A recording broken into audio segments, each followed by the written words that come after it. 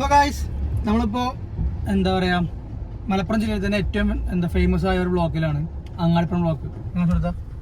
അതായത് കാലാകാലങ്ങളായി ഈ പാലം വന്നിട്ടും വരുന്നതിന് മുമ്പും ബ്ലോക്ക് തുടരും എന്ന് പറഞ്ഞു.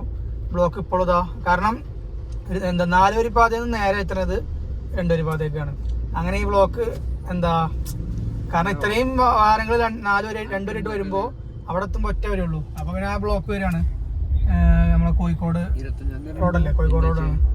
സോ ഈ ഒരു ബ്ലോക്ക് ഏത് കാലത്ത് നിൽക്കുമെന്ന് അറിയില്ല.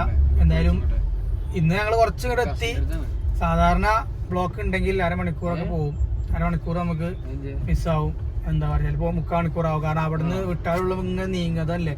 ഇപ്പൊ ഞാൻ നിൽക്കുകയാണ്, ഇനി ഒരു 2-3 മീറ്റർ നീങ്ങും. നീങ്ങി ഇങ്ങോട്ട് നിന്നു.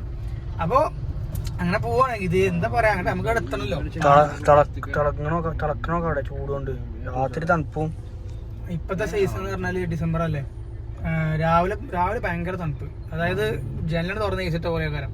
അതേപോലെ വെള്ളം കുളിക്കുമ്പോഴൊക്കെ രാവിലെ ഒരു 8-9 മണി വരെ വെയിലിന് വന്നാൽ പിന്നെ പെരും ചൂടാകാരം. പക്ഷെ ചൂട് പറയുമ്പോ അത്ര ചൂടില്ല കുഞ്ഞോനെ.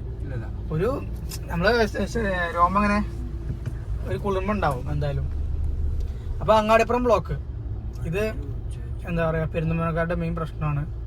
അങ്ങാടിപ്പുറം പാലം കടന്ന് പോകണമെന്നുണ്ടെങ്കിൽ പിന്നെ നമുക്ക് വേറെ വഴിയുള്ളത് പട്ടിക്കാട് വഴി, പട്ടിക്കാട് വലമ്പൂർ റോഡിന് പോയിട്ടാണ് നടക്കുക. പക്ഷെ അത് അത്ര കറങ്ങിയൊക്കെ പോകുമ്പോൾ ഏകദേശം ടൈം എടുക്കും. അതിനാല് ഇതിൽ നിൽക്കേണ്ടിയാണ് എന്തെങ്കിലും കല്യാണം. അപ്പൊ നമുക്ക് അങ്ങാടിപ്പുറം പാലത്തിന്റെ അപ്പുറത്ത് കല്യാണമൊക്കെ ഉണ്ടെന്നുണ്ടെങ്കിൽ നമ്മൾ 12:30 എത്തണമെങ്കിൽ നമ്മളൊരു 10 മണിക്ക് ഇറങ്ങണം, അല്ലെങ്കിൽ 11 മണിക്ക് ഇറങ്ങണം. എന്നാലുള്ളൂ കറക്റ്റ് ടൈമിൽ എത്തുള്ളൂ. അതൊക്കെയാണ് അവസ്ഥ.